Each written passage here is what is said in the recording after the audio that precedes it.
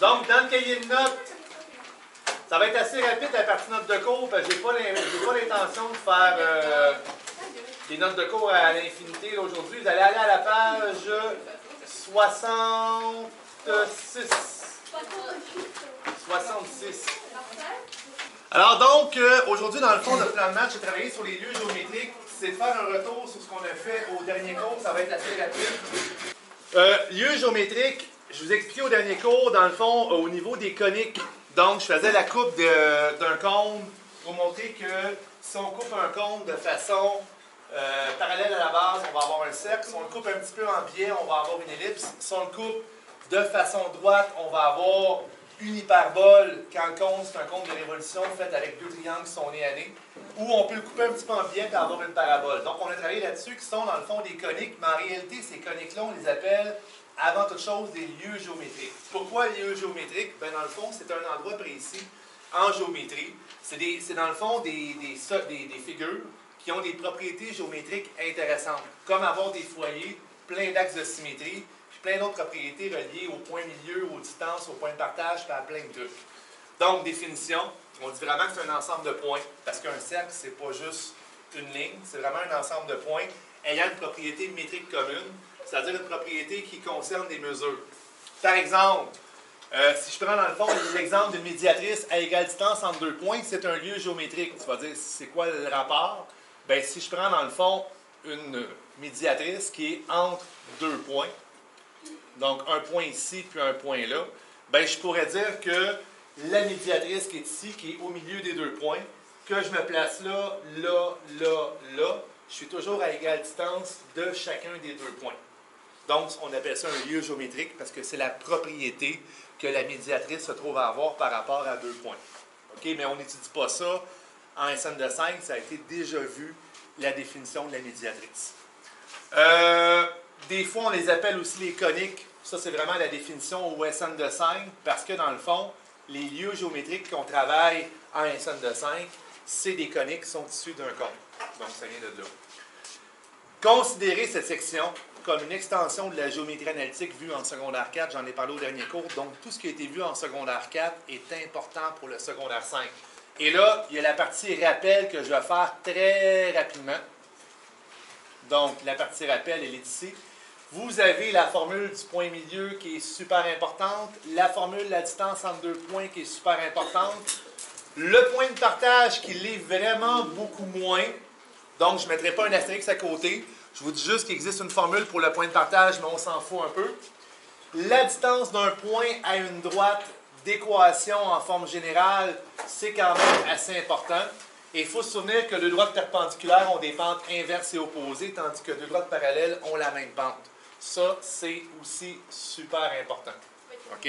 Donc, en fait, vos concepts de base de géométrie analytique de secondaire 4, ils sont là, vous en avez besoin. Jusqu'à là, est-ce que ça va bien? OK? Fait que ceux qui ont manqué au dernier cours, qui étaient en examen, vous avez quand même l'information ici qui résume ce qu'on a travaillé ensemble.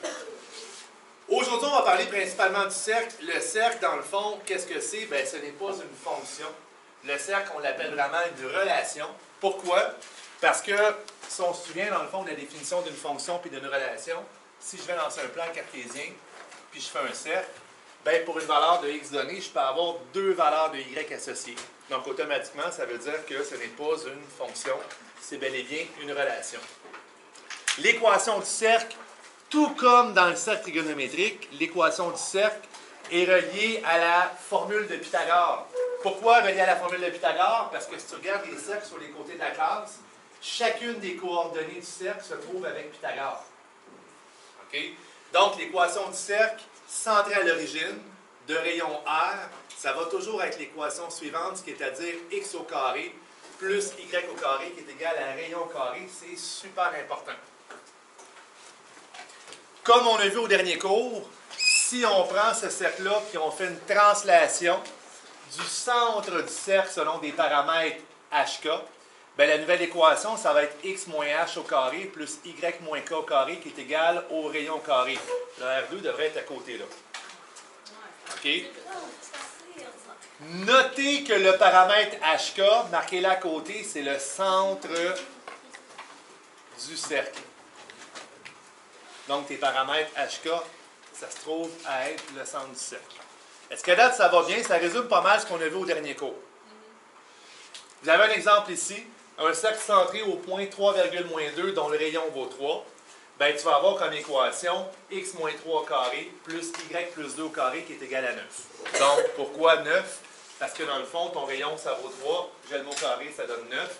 Et les paramètres HK, faites attention, c'est toujours des paramètres HK qui sont opposés des coordonnées que tu trouves à avoir. Ça ne marche pas comme dans la forme canonique des fonctions. On l'a vu aussi au dernier cours. Pourquoi? OK, donc, si je suis au point 3, ça va être x moins 3. Puis si je me trouve à être à moins 2, bien, ça ne sera pas y moins 2, mais ça va être y plus 2. Habituez-vous à ça dans les coniques, parce que c'est ça pour toutes les coniques.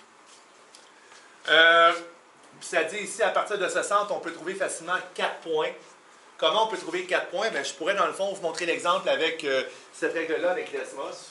Donc, j'entre cette règle-là avec Desmos, mon cercle de rayon 3. Et je vais vous montrer comment on peut trouver facilement les 4 points.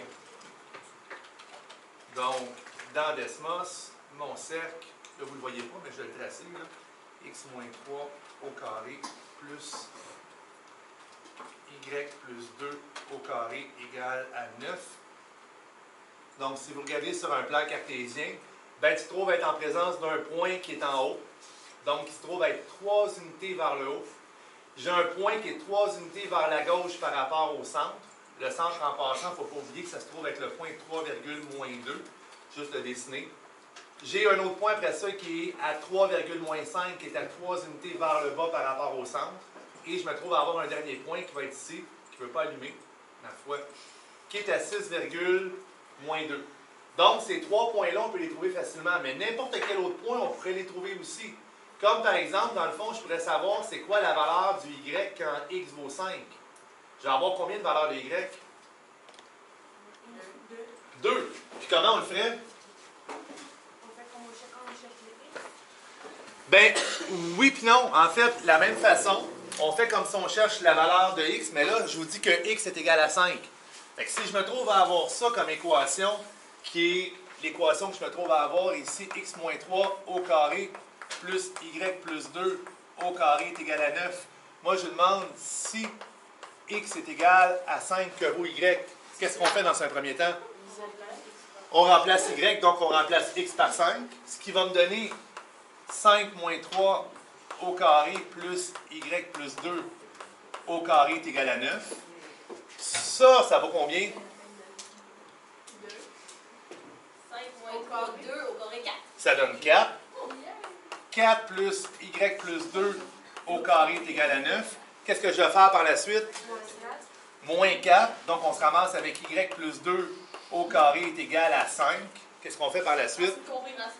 Racine carrée. Sauf que si on fait racine carrée, on va se ramasser ici avec y plus 2. Puis l'autre côté, avec quoi? Racine carrée de 5. Plus ou moins racine. Pourquoi? Parce que dans le fond, on cherche à avoir deux valeurs. Si tu oublies ton plus ou moins, tu vas trouver uniquement une seule valeur. Donc, on fait ça. Et là, on peut envoyer le 2 de l'autre côté. Donc, je vais me ramasser avec y qui est égal à moins 2. Plus ou moins racine de 5. Donc, je vais avoir deux réponses. C'est-à-dire que si je fais moins 2 plus racine de 5, je vais avoir ma première réponse qui devrait être positive parce que racine de 5, ça vaut, je pense, 2,23. Donc, ça va me donner ici 0,23. Et si je veux trouver l'autre réponse, ben, je vais faire moins 2. Puis notez, le moins 2 vient de où? Le moins 2 vient du milieu du cercle en Y. Donc, je fais moins 2, moins racine de 5 pour trouver l'autre qui est ici. Est-ce que ça va pour tout le monde pour ça? On va en pratiquer d'autres tantôt. C'est bon? Good! Donc, ça, c'est pour trouver des valeurs. Je pourrais, dans le fond, vous demander la même chose.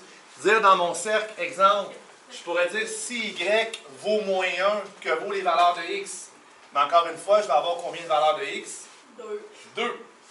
Si on regarde ce cercle-là, on discute de ce cercle-là, c'est quoi le domaine? De moins 5. Non, de 3. Non. C'est quoi le domaine? De 0 à 6. De 0 à 6. Donc, tu as un domaine qui est limité de 0 à 6. Tu n'auras pas un domaine qui va être de moins l'infini. Ton cercle, c'est uniquement de où à où qu'on travaille dessus. U6. Bien, le 6 est ici, parce que dans le fond, on sait que le cercle fait un rayon de 3. Si je pars de 3 en abscisse, puis je fais plus 3, je vais arriver à 6. Ok. C'est quoi l'image? De moins 5 à 1. De moins 5 à 1. Est-ce que je peux parler dans le cercle d'intervalle de croissance ou décroissance? Ouais. Quoi? Est-ce que je peux parler dans le cercle d'intervalle de croissance et intervalle de décroissance comme on le fait avec les fonctions? Bien, tu sais, il faut définir c'est quoi. Intervalle de croissance, c'est pour quelle valeur de x le y augmente. Mais là, ce qui est un peu paradoxal, c'est que je me dis, ben, de 0 à 3, le y augmente, mais en réalité, le y fait quoi aussi en même temps? Il descend. Donc, dans les coniques, on n'aura pas à parler d'intervalle de croissance et décroissance. Tu ne peux pas en avoir parce que, dans le fond, à la fois que ça monte et ça descend, il y a les deux cas. Tout comme le signe des images.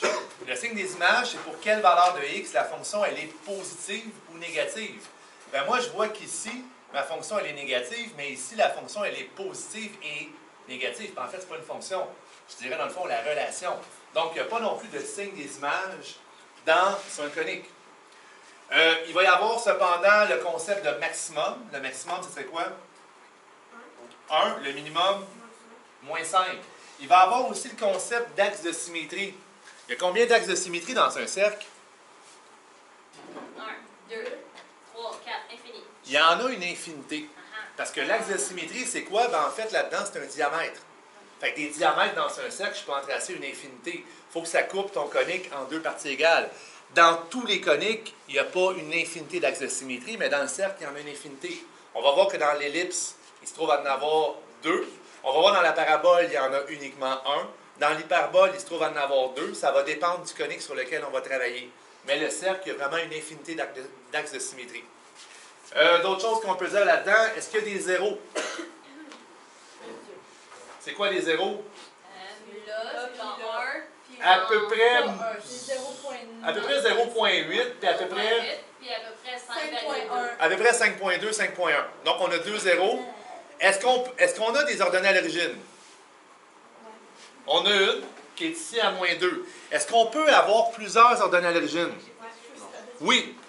Oui, parce que si je décide de prendre mon cercle, puis je décide de le tasser un peu vers la gauche, ben, automatiquement, ça va croiser en 2 points. Ça va croiser, ça va croiser. Ça va croiser en 2 points. Donc, je pourrais avoir 2 ordonnées à l'origine. Est-ce que je peux avoir plus de 2 ordonnées à l'origine puis plus de 2 zéros dans le cercle? Non. Est-ce que je pourrais avoir un cercle où ce que, dans le fond, je me trouve à avoir aucun zéro pour aucune ordonnée à l'origine? Oui. Donc, si je place le cercle ici, il n'y en a pas. Donc, ça règle le problème. Si on fait des inéquations avec le cercle, parce qu'on peut faire des inéquations dans le cercle. Exemple, si je change mon symbole d'inéquation par plus grand, ça va représenter quoi dans le cercle? On se pose comme question, OK? Moi, je mets la même équation, je mets un symbole plus grand. OK? Ben, je dis que tout ça, c'est plus grand que 9. La grosseur? Je fais juste marquer x moins 3 carré plus y plus 2 carré plus grand Ça? que 9. Grosseur, ça? Ah, c'est le rayon. C'est la réponse. La réponse, ça va être quoi? Qu'est-ce que ça va représenter là-dessus? Ça va faire 17. Non. L'air. L'intérieur ou l'extérieur? Oui, mais c'est ça, je veux savoir. Est-ce que ça va représenter l'intérieur ou l'extérieur? Intérieur. L'intérieur? Extérieur.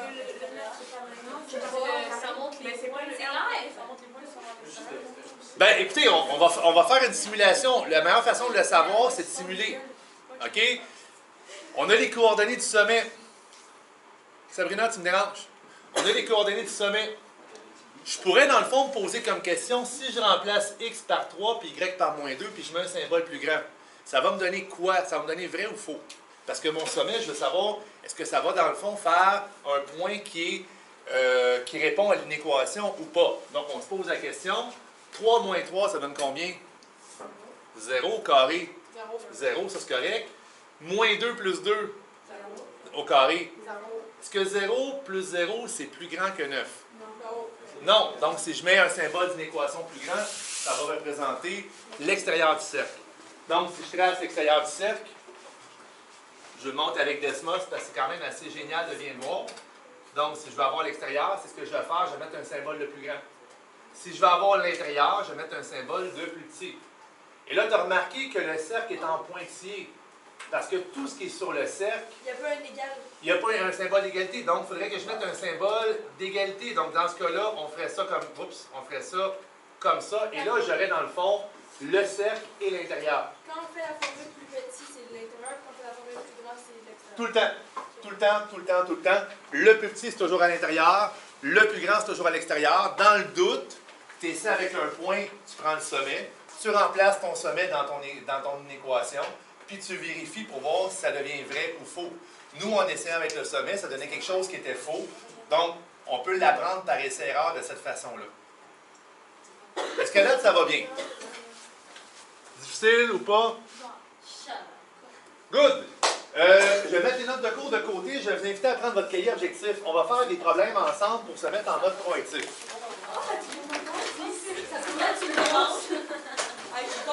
Donc, vous allez à la page... Allez à la page 161. Monsieur, avez-vous un cahier? Non, vous suivrez qu'un voisin, mais j'ai pas plus de cahiers à passer que j'en ai. 161.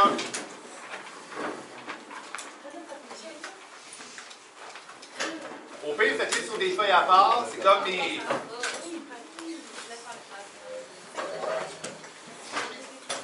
Alors, on va vérifier pour voir si vous avez bien compris. Je me suis préparé un cahier d'exercice avec pas de réponse dedans, parce que le mien, il y a plein de réponses dedans. Page 161. Peut-être que j'ai un cahier de trop, d'ailleurs. Je viens de penser. Il n'y a rien d'écrit dedans.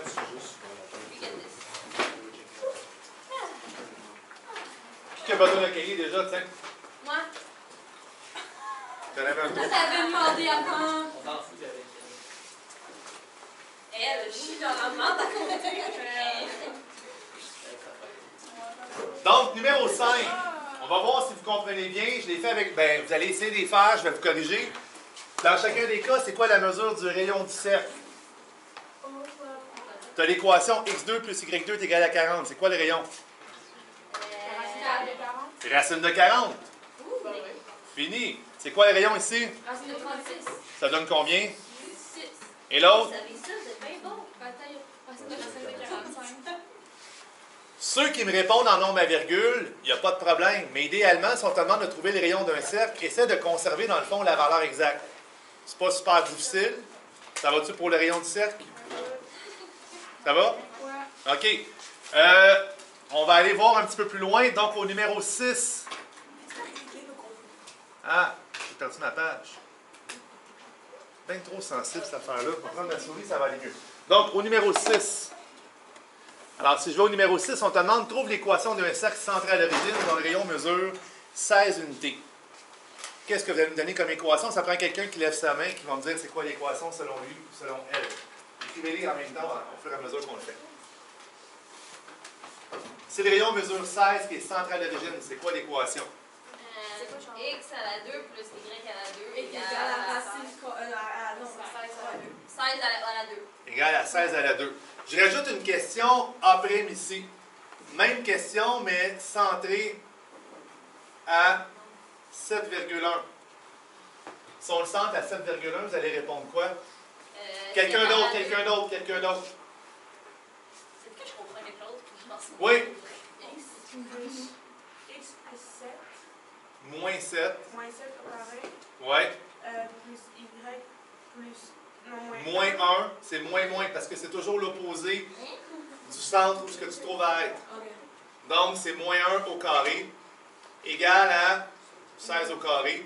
On pourrait marquer dans le fond 256 aussi, parce que dans le fond, je conservais mon rayon de 16 unités. C'est pas grave, je pensais que c'était 7.1, pas 7 puis 1, non. Bien, centré à 7,1, ça c'est comme si c'était tes paramètres HK. Est-ce que ça va pour ça?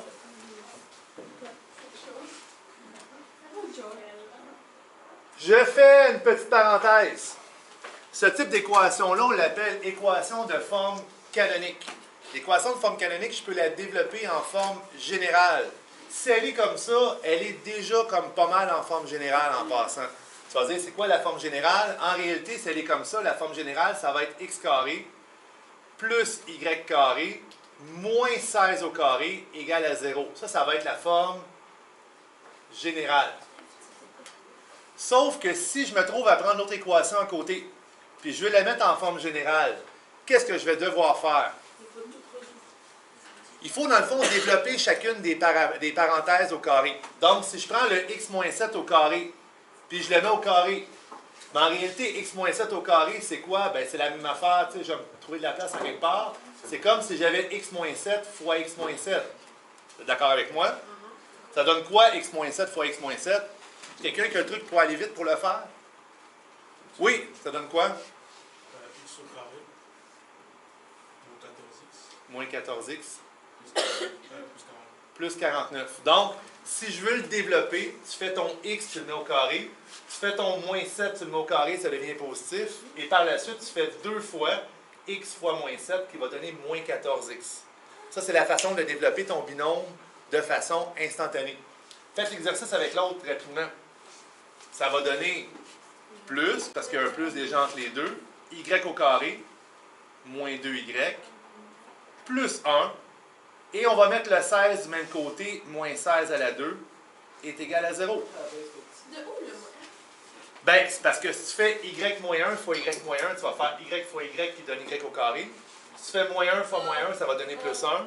Puis si tu fais y fois moins 1 fois 2, ça va donner moins 2y. Puis ça, la forme générale, elle n'est pas terminée. Parce que si tu regardes ce que j'ai écrit là, je pourrais dans le fond prendre le 49, le 1, puis le moins 16 au carré, puis les mettre ensemble. C'est tous des termes constants pour en arriver à l'équation suivante qui serait x à la 2, moins 14x, plus y à la 2, moins 2y, plus 49 plus 1 qui donne plus 50, puis 50 moins 256 qui va te donner genre moins 206 est égal à 0. Et là, on est rendu presque en forme générale parce que la vraie forme générale, il faut mettre les x carrés avec les y carrés. Donc, on aurait x carré plus y carré moins 14x moins 2y moins 206 égale 0. Et là, j'aurais l'équation d'un cercle en forme générale. Ceux qui ont peur de ça, soyez sans crainte, ce sera pas long, Marie-Gaëlle. Soyez sans crainte parce que si je prends, dans le fond une application comme Desmos, qui est fait un peu, ou plutôt GeoGebra, je dirais. Si je prends GeoGebra, parce que Desmos ne le fera pas pour moi, mais si je prends GeoGebra, je vais vous le montrer. Donc, on a travaillé un petit peu dessus au dernier cours. Si j'entre la même équation de mon cercle, qui est, voyons, x moins 7 au carré plus x moins 1 au carré égale, je sais que vous ne le voyez pas, mais je vais vous le montrer après, là, ce ne sera pas long. Voyons, j'ai fait une erreur de parenthèse. Comme ça, vous ne le voyez pas, vous ne voyez pas mes erreurs de parenthèse. C'est égal à combien? À 16 au carré. Si je fais ça dans GeoGebra, je l'ai ici, donc juste tasser ça un peu. On le voit, on ne voit pas notre cercle. Ah, j'ai mis un X ici, un Y. Donc, on voit notre cercle, vous le voyez bien. Bien, si je m'en viens ici dans Propriétés, puis je me dis dans Algèbre, je vais avoir mon équation en forme générale, bien, vous voyez que l'équation en forme générale va apparaître. C'est juste que là, ils ont mis le 206 de l'autre côté, mais ça revient quand même à la même affaire que j'ai fait. Donc, GeoGebra peut transformer ton équation de forme canonique à générale. Est-ce que ça va? Est-ce qu'il y a quelqu'un qui se pose comme question, qui dit « Ouais, mais c'est bien beau tout ça, tu as passé de canonique à général. Tu vas-tu à un moment donné nous dire qu'il faut passer de général à canonique? » C'est même pas une question qu'on se pose, on sait bien que c'est ça. Oui! Et pensez-vous que ça va être facile de faire ça? Je mentirais en disant que ça va être facile. OK? Je vais prendre le tableau derrière moi pour faire comment on le ferait. Ça va me prendre à peu près le tableau pour le faire. Je n'avais pas une grosse craie qui traînait tantôt. C'est ce là, elle ne vaut pas de chenoute. Et je vais transformer l'équation de forme générale en forme canonique. Je vous invite peut-être à le faire, à l'écrire dans, je ne sais pas si vous avez de la place dans votre cahier ou ailleurs. Moi, je vais partir de, puis vous l'avez dans vos notes en passant. Je vais juste le faire en même temps que vous autres.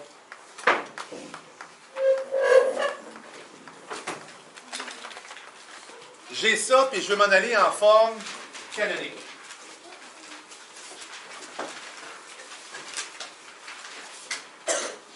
Ce que je trouve un peu poche en passant dans votre cahier d'exercice objectif, c'est qu'il y a juste des cercles qui sont centrés à l'origine. Cette matière-là, ils ont comme coupé un peu les coins ronds. Non, c'est pas ça, c'est qu'au programme officiel, je devrais avoir les coniques uniquement centrales à l'origine. Puis quand tu arrives après ça des situations de problème, quand tu montres juste ça, dans les problèmes, il y a comme plein de coniques qui ne sont pas centrales à l'origine, puis là, ça devient compliqué. Je suis mieux de la montrer pas centrale à l'origine. Ça va vous aider pour l'avenir que de faire, je coupe les coins ronds comme dans le cahier. Je ne vous aide pas sinon. Alors, j'ai ça. Je veux arriver à ça ici. C'est sûr que quelqu'un pourrait lever sa main et pourrait dire, prends GeoGebra, fais le contraire, puis il va te donner la réponse. Ça marcherait. À l'examen, tu n'as pas GeoGebra. C'est ce qu'un genre de semi-gaillou dirait. Il dirait, j'ai pas le droit. Tu as raison. Donc, qu'est-ce qu'on fait? Dans un premier temps, idéalement, c'est de dire, OK, ce qu'on veut avoir, c'est un trinôme carré parfait. C'est un trinôme carré parfait égal à un chiffre. C'est ça qu'on va avoir. Trinôme carré parfait. Oui? C'est de quoi à quoi, le complet? Je vais passer de général à canonique. Ça, c'est la forme générale, puis ça, c'est la forme canonique. Retour en arrière. Qu'est-ce qu'un trinôme carré parfait? Que le premier et le dernier chiffre sont des... Oui, le premier chiffre, le dernier chiffre sont des carrés. Et là, ce que je vais faire, je vais juste me faire un peu de place comme ça. Le premier et le dernier chiffre sont des carrés. Oui, sauf qu'un trinôme carré parfait, ça s'obtient de quelle façon? Trinôme carré parfait. Comment je crée un trinôme carré parfait? Je fais un retour des maths sur SM de 4. Même pas. Oui. Est-ce que tu mets le binôme au carré? Je mets le binôme au carré, on vient de le faire. Donc, si je prends ce que j'ai fait tantôt, je prends un autre exemple. Mettons, j'ai x plus 3 au carré. Puis je dis, en réalité, je fais x plus 3 fois x plus 3. En réalité, je vais me ramasser avec x fois x qui donne x2, x fois 3 qui donne 3x, 3 fois x qui donne 3x, 3 fois 3 qui donne 9. Ou, si vous préférez, x fois x, x2, 3 fois 3, 9. X fois 3 fois 2 qui donne 6x, qui est en fait la somme de 3x puis 3x. Ça, c'est un trinôme carré parfait, parce que quelqu'un me l'a dit tantôt, je pense que c'est Sabrina, qui a dit que, ou Sarah, qui a dit que le premier terme, le dernier terme doivent être des carrés parfaits. Racine carrée de x2, ça donne x. Racine carrée de 9, ça donne 3. Mais il faut aussi que le terme du milieu soit le double du produit de tes résultats ici. X fois 3, ça donne combien? 3x fois 2, 6x. Donc, ça s'obtient en faisant 3 fois x fois 2, qui va donner le 6x. Et là, il y a du monde qui vont dire, ouais, mais pourquoi fois 2? Il y en a combien de 3x ici? Il y en a 2. Le fois 2 vient de là. Donc, ton trinôme carré parfait, pour savoir s'il existe, il faut avoir ces conditions-là. Est-ce qu'on peut en créer, mettons, dans ma tête, sans passer de là à là? Est-ce que je peux en sortir de ma tête comme ça? Comme ça? Ouais. Oui. Exemple, mettons, j'écris x au carré plus 15x. Je me dis, je devrais compléter pour avoir un trinôme carré parfait. Comment je ferais? Vous l'avez déjà vu en 4.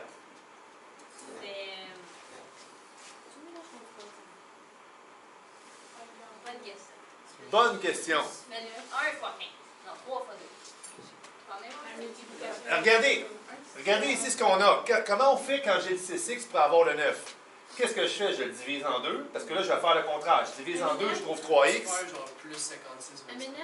50, comment tu as trouvé 56, 25? Fait 15 en 2 à la 2.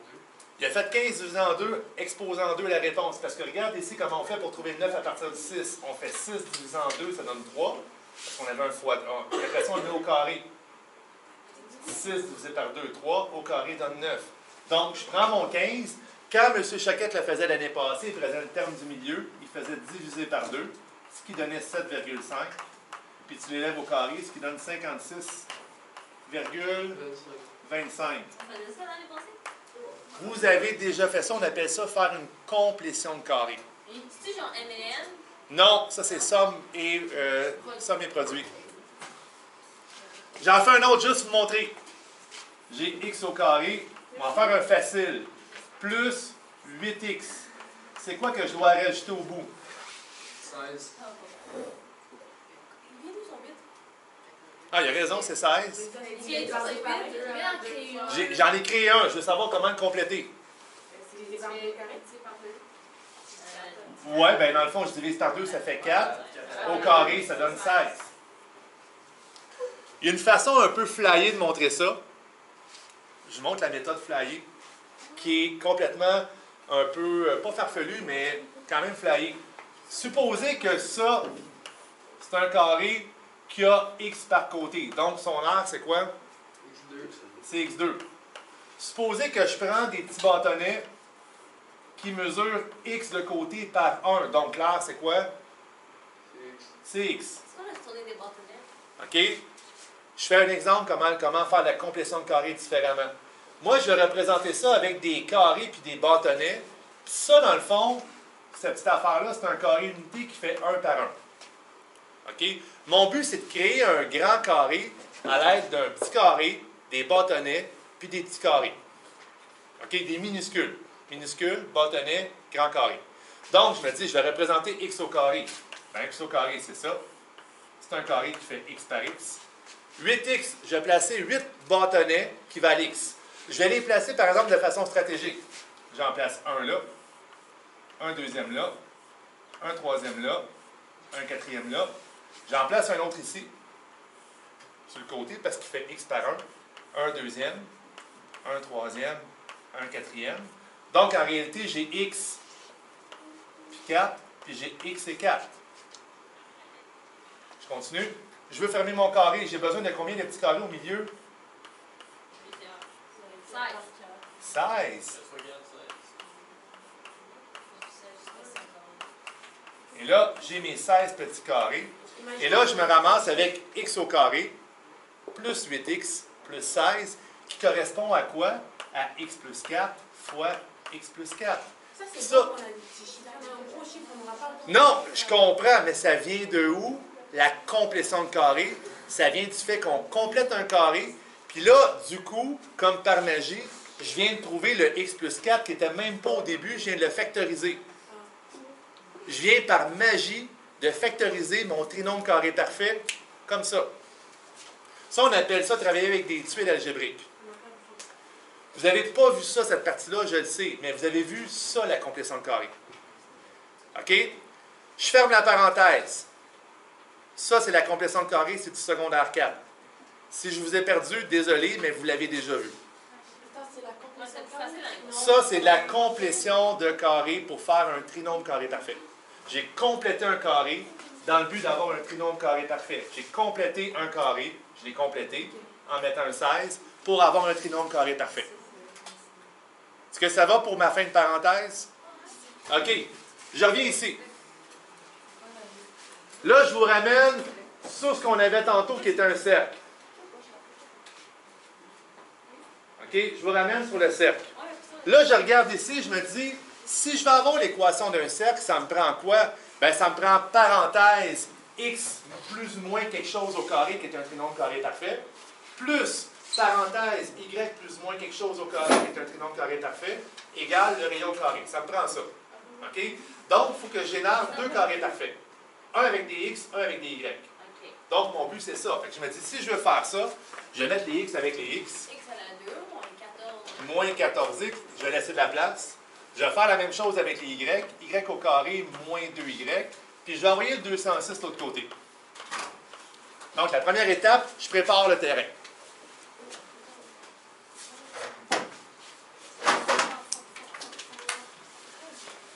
Là, je me dis par la suite, travaillons sur la première partie, trouvons ce qui manque ici. Donc, j'ai 14. Négatif. Je divise par 2, ça donne combien? Moins 7. moins 7. J'élève au carré. 49. Donc, en fait, si je fais diviser par 2 au carré, j'arrive avec 49 positifs qui manquent. Oui, 14, moins 14 divisé par 2. ça donne moins 7, mais moins 7 fois moins 7, ça donne plus 49. Je fais la même chose de l'autre côté. Moins 2 divisé par 2. Mais j'ai pas compris. Vous Puis là, entre le 49 et le Y. J'ai pris- C'est Regarde. un plus, un moins. J'ai pris mon moins 7, mon moins 14. J'ai fait moins 14 divisé par 2 qui a donné moins 7. J'ai élevé au carré. Ça m'a donné 49. avez fait la complétion. J'ai complété le carré de la partie de gauche. Ok, puis entre le 49 et le Y, c'est quoi? C'est un fois? Ben, il y a un plus. C'est un plus? Parce que le Y est positif de facto. OK? Il n'est pas négatif, il était positif au départ. Il est encore positif. Bonne question en passant, Sarah. On fait la même chose avec le 2Y. Si tu fais moins 2Y divisé par 2, ça donne moins 1. Au carré, ça donne 1. On va dire 2. Et là, est-ce qu'on a respecté la balance? Non. Parce que là, vous venez juste de rajouter un 49 d'un côté, un 1 d'un bord, sans respecter ce qui se passe de l'autre côté du égal. Donc, qu'est-ce qu'il faut faire de l'autre côté? Plus 49, plus Il faut rajouter 50, 49 et 1. Donc, on va faire plus 49, plus 1. Moins? Parce que c'est des plus, fait qu'on fait. Ben, non, c'est une balance. Je viens de rajouter ça. J'ai complété. Je viens de faire un plus 49 qui sort de nulle part, puis je viens de faire un plus 1. Là, dans ma balance, ça a fait ça comme ça.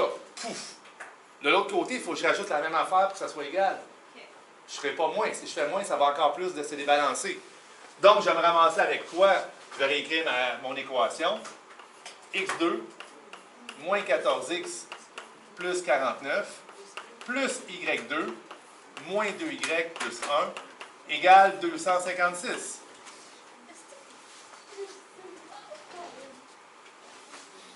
Jusqu'à là, ça va bien? C'est de l'algèbre de 4 en passant. Et là, si on se souvient bien, j'ai deux trinômes carrés parfaits. Un à gauche parce qu'on vient de compléter un trinôme carré parfait. Un à droite. Est-ce que je peux le factoriser ici? Oui. Ça va donner x, parce que je fais racine carrée. Ça va donner ici 7. Je prends le premier signe, c'est un moins. J'ai factorisé. OK, quand tu factorises un trinôme carré parfait, tu fais la racine du premier terme, la racine du dernier terme et tu prends le premier signe. Tu fais la même chose de l'autre côté. On va avoir y moins 1 au carré, puis notre plus, il redescend ici. Et racine de 256, ça donne naturellement 16, et je viens de retourner dans l'équation de 7 telle qu'elle était tantôt. La même affaire. J'ai fait racine carrée de 256. Ben, c'est l'avant, j'ai fait la même chose. J'ai fait racine carrée de y, ça donne y. Racine carrée de y au carré, ça donne y. Racine carrée de 1, ça donne 1. Mais j'ai pris le premier signe. Comme on a factorisé un trinôme carré parfait l'année passée. Tu prends toujours, quand tu as un trinôme carré parfait, tu veux le factoriser, tu fais toujours racine du premier terme, racine du dernier terme, prends le premier signe. Racine de x, x, racine de 16, 4, prends le premier signe. Tu vas avoir x plus 4 au carré. Est-ce que ça va? Puis vu que c'est plus 49, on met un moins, c'est incompréhensible. Ben, vu que j'ai mis plus 49 là, je vais mettre plus 49 de l'autre côté. Je viens de... On parle du moins 7. Parce que là, c'est Oui, plus moins 7. ben vu que c'est plus 49, ça n'a pas rapport le moins, c'est parce que je prends le premier signe qui est ici. C'est le moins 14x qui dépend du signe qui va être ici. Parce que ton 49 est issu par 7 fois 7 ou moins 7 fois moins 7. Fait que tu fasses moins 7 fois moins 7 ou 7 fois 7, ça va quand même te donner 49. Fait que ton moins vient de où? Ben, il vient du premier signe. Si j'avais eu plus 14x, j'aurais mis un plus 7. Ça vient de là. Là, on fait la racine de 256 pour notre réponse ou Pas obligé. Je te demanderais dans le fond, c'est quoi le rayon? Ben, le rayon, tu me dirais, c'est 16 ou racine de 256. Mais c'était juste pour revenir à la forme initiale qu'on avait tantôt. La forme initiale qu'on avait dans l'exercice que j'ai présenté dès le départ, si je trouve ma manette. La réponse, c'est 16 à la 2. Il faut mettre dans le... Non, j'ai dit ça ne dérange pas, là. Mais la réponse que vous avez tantôt, que que vous aviez tantôt, Mais s'ils nous demandent le rayon, on va 16. ben tu réponds 16. Mais s'ils veulent la formule, on met 16 à la 2. c'est grand, les autres, Ben, si je te demandais que tu mettes 16 à la 2, 256, pour moi, c'est la même affaire. Non, je sais, mais Ça ne change je rien. mets pas 16 tout Tu seul. mets pas 16 tout seul. Non, non, vraiment pas. OK? Fait que ça va arriver rarement qu'on va passer d'une forme générale à une forme canonique. Mais ça peut arriver. OK? Quasi fin de la parenthèse, je veux juste vous dire que tous les coniques sont en forme canonique en SN de 5.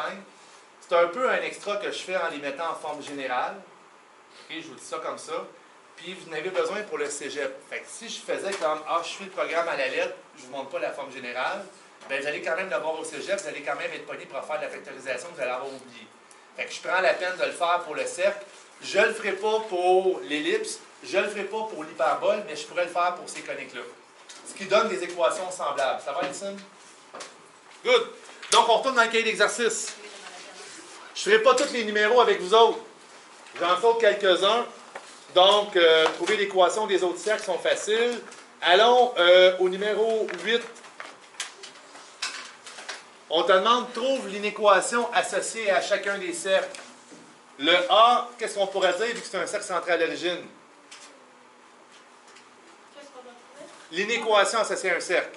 C'est quoi le rayon, premièrement? C'est 3. Donc, on s'entend pour dire qu'on va avoir x2 plus y au carré, puis avec un 9. Est-ce que ça va être plus grand ou plus petit? Attends, Non, pourquoi plus 9? grand. À quoi? C'est l'extérieur. Le rayon, c'est quoi? Ah, c'est là, c'est pour donner l'extérieur ou l'intérieur? Parce que Ben là, qu'est-ce qui est coloré en couleur? c'est l'extérieur, fait que ça, vous avez mis un 9. C'est quoi le rayon? Ah, c'est plus grand. T'écoutais pas pendant que j'ai dit que c'était le rayon, que c'était 3, puis on l'a mis au carré? Mais parce que c'est toujours x au carré plus y au carré est égal à rayon au carré. Donc, on va mettre plus grand. Est-ce qu'il y a un égal? Non. Non. L'autre cercle. Plus petit. L'autre cercle, ça va être plus petit, mais égal ou pas égal? Égal. Égal. Donc, on va avoir x au carré plus y au carré. Mais ça va être quoi le rayon? 8. Non, non, c'est 16. Mais c'est 4. Pourquoi c'est 16? Ah, le rayon, c'est 4. OK. Ça veut dire que la distance de 0, 0 à 1, 4, c'est 4 unités. Faut faire du Pythagore. Il faut faire du Pythagore. Il faut faire la distance entre 2 points. Parce que toi, tu veux trouver c'est quoi ton rayon. Ça, c'est ton centre 0, 0, puis tu t'en vas à 1, 4. C'est sûr que ce n'est pas une distance de 4. Donc, c'est comme si tu avais un triangle rectangle qui valait 1 par 4. Donc, ça va être quoi cette mesure-là ici? Trouvez-la. Let's go. En racine de quelque chose, ça va aller mieux. La caméra! Oui! C'est une carré 17. Racine carrée de 17, donc on pourrait dire que c'est plus petit ou égal à 17. Donc ça vaut racine de 17 comme rayon. Habituez-vous, dans le fond, à trouver les rayons de cette façon-là, parce que tous les rayons, c'est toujours égal au rayon carré. Ça vaut racine de 17. Donc, racine de 17 au carré, ça donne combien? Ça donne 17. Si rayon égale racine de 17, ben, racine de 17 au carré va être égale à 17. La racine puis l'exposant 2, il s'annule. Ça va-tu? Non. Tu n'as jamais vu ça? Non, ça vaut pas. Ben, si ton rayon, c'est racine de 17, Python est racine de 17, mais au carré, c'est le contraire de la racine carrée, ça s'annule. Je comprends, mais pourquoi on a du temps Ben, parce que l'équation d'un cercle, c'est toujours x au carré plus y au carré est égal à rayon carré. C'est A2 plus B2 est égal à C2. C'est ça, Pythagore. Pythagore, ton hypoténuse, il faut tout le temps qu'elle soit au carré. Ça va-tu pour ce numéro-là? Je ne ferai pas l'autre, là, parce que on suppose qu'on sait comment le faire. On va aller un petit peu plus loin. Je vous emmène au numéro de la tangente. Numéro 11.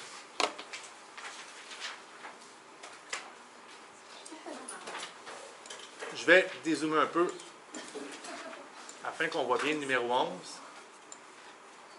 Donc, le numéro 11, on dit qu'il y a une droite qui est tangente à un cercle de centre 0, 0 au point 4,5. On te demande de trouver l'équation de la droite.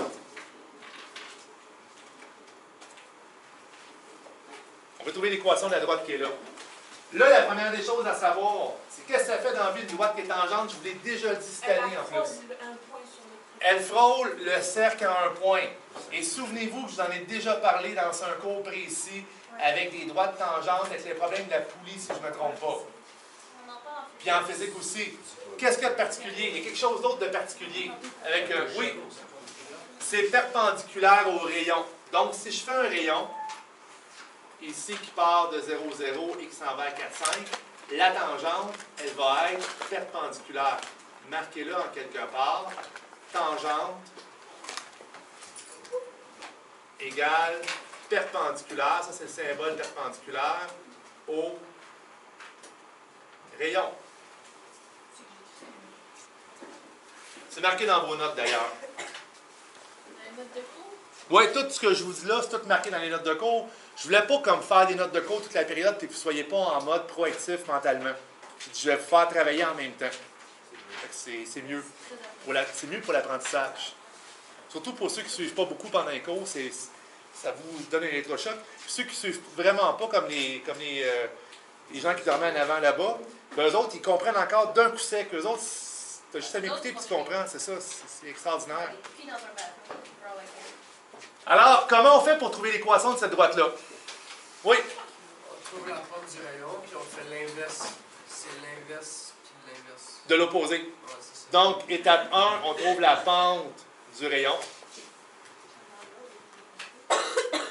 Donc, si tu trouves la pente du rayon, ton centre... C'est racine de 41. Ouais, mais il faut trouver la pente du rayon. C'est pas trouver la mesure du rayon, c'est la pente. Ah ouais, c'est... Donc, ça, c'est le point 0, 0. Alors, je vais faire la pente du rayon. Je vais faire Y2 moins Y1 divisé par X2 moins X1, ce qui va donner, dans le fond, comme rayon 5 quarts. 5 quarts. Jusqu'à date, ça, c'est clair? Oui. Vous avez déjà fait ça? Oui. OK. Si on trouve en deuxième le rayon, ben en fait, c'est pas vrai. Moins 4 sur 5. La pente perpendiculaire. La pente de la tangente. Oui, la pente de la tangente, ça va vous donner moins 4 cinquièmes. Moins 4 cinquièmes. Ça va? C'est une droite qui est perpendiculaire parce qu'elle est tangente. Et finalement, la troisième étape, ben, on va écrire Y est égal à moins 4 cinquièmes X plus B. Puis on va trouver dans le fond le paramètre B. Donc on trouve le B. Comment on va trouver le B? On prend deux points. Bon, on prend un point, on a juste un qu'on connaît. C'est 4, 5. Fait on va remplacer. Non, parce que la tangente, elle ne passe pas par 0, 0. Elle passe par 4, 5. Fait que tu vas remplacer X par 4, Y par 5, puis on va isoler le B. Donc tu peux remplacer là-dedans ton X par 4, ton Y par 5, et tu vas avoir comme équation 5 égale moins 16 cinquièmes plus B.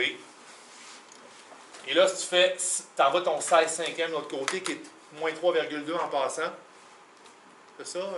Ouais. Ce qui va donner, dans le fond, que ton B vaut 8,2. Donc, réponse. Y est égal à moins 4 cinquièmes de X. 8,2 en fraction, ça donne-tu genre 41 cinquièmes? Ouais. Ça a de l'allure. Plus 41 cinquièmes. Pourquoi on le laisse pas en Pourquoi on le laisse pas en envaleur? Oh, ça ne change rien. Quelqu'un qui me répondrait Y est égal à moins 0,8x plus 8,2, il est aussi bon, là. Moi, ça ne me dérange pas, c'est juste le mettre en fraction pour faire péter de brou un peu. Cette formule-là, sont de l'eau. Quelle formule? Ben, c'est la règle de la droite. Je vais avoir l'équation d'une droite. C'est tout simplement ça que je voulais avoir. C'est la question qu'on te demandait. Trouve la règle de la droite. Ouais. Ben, j'ai juste 2 points. J'ai le point 0, 0 qui est le centre du cercle. C'est pas sa droite. C'est quelle droite On cherchait l'équation de la tangente. Ben, elle passe par 4, 5. Fait que tu prends le point 4, 5. Qui est déjà sur ta droite qui est tangente. Tu sais, en d'autres termes, mettez-vous dans un contexte de secondaire 4. Dans secondaire 4, qu'est-ce que j'aurais fait? Je t'aurais donné, dans le fond, un point qui est à 0, 0. Mettons, je ne donne pas de cercle. Je te donne un point qui est à 0, 0. Je te mets une droite qui passe par 4, 5. Je te dis, trouve-moi l'équation de la droite perpendiculaire qui passe par le point 4, 5, mais qui est perpendiculaire à la droite qui passe par 4, 5, 0, 0. Donc, tu aurais trouvé l'équation ici, puis tu aurais fait la pente de l'inverse de l'opposé. C'est la même affaire que du 4. La seule différence, c'est dans un contexte de cercle. C'est la seule différence. Ouais. Est-ce que c'est 0,2, 8,2 ou entre 2? Ça, Ouais. ça c'est un 8,2. Es-tu plus beau comme ça? Oui, merci. Good. Ce qui m'emmène à vous parler d'une petite particularité maintenant qu'on comprend bien la tangente. Je parle de quelque chose qui va m'emmener vers le devoir d'aujourd'hui. Parce qu'on se revoit juste jeudi. Et même ceux du monde qui sont partis en Europe, ben, ils n'auront pas le devoir. Vous allez l'avoir. C'est un devoir qui est obligatoire que je vais ramasser jeudi à la première, qui va compter et qui va être le suivant. Et vous allez avoir la possibilité de vous corriger. Et ça va être, écoutez-moi, ça va être très très clair. Rendu là, je pense que je peux dire bye à la caméra avant de m'étouffer.